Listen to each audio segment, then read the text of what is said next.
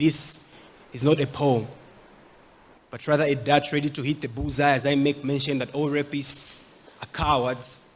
They are hypocritic shepherds who take advantage of the vulnerability of their flock. They sacrifice their lambs at the altar of their lust. Some men are just too disgusting. Some men are just too horny. And their emotions are wild beasts they are failed to tame. But John, being a hunter doesn't mean the meat in between people's legs is for you to prey on and test without their consent. In fact, what happened to consent? What happened to asking for permission? John, don't you know that the salt in sexual assault spoils the dish? She is not a free restaurant meal for you to feast on for free, because every time you decide to eat her on take-away basis, you take away the basis of a womanhood. John, stop being a disgrace to manhood. John,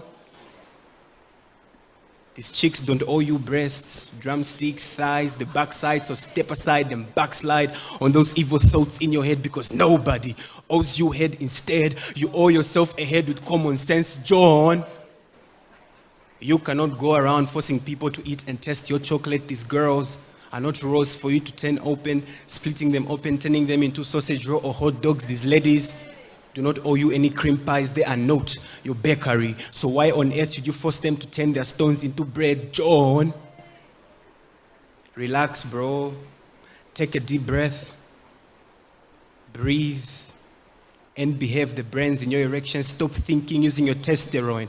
It's just a miniskirt, a short dress, and that does not mean yes. Her wearing see-through is not intended to transparently tempt you to see through her. John, you're in no possession to possess her instrument of power as long as she did not vote you into that possession. John,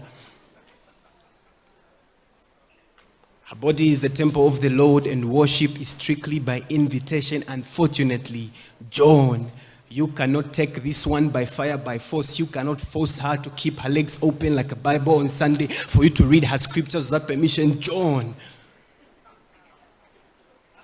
before you decide to join these scenes, remember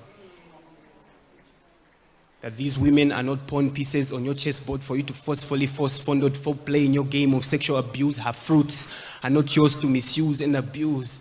John, a 42-year-old man raping a 2-year-old girl. John, 8 normal men gang rape 14-year-old Susan, leaving her for death.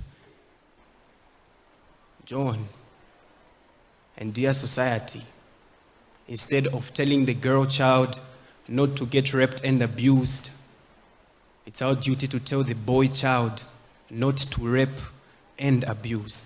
Creed. Thank you.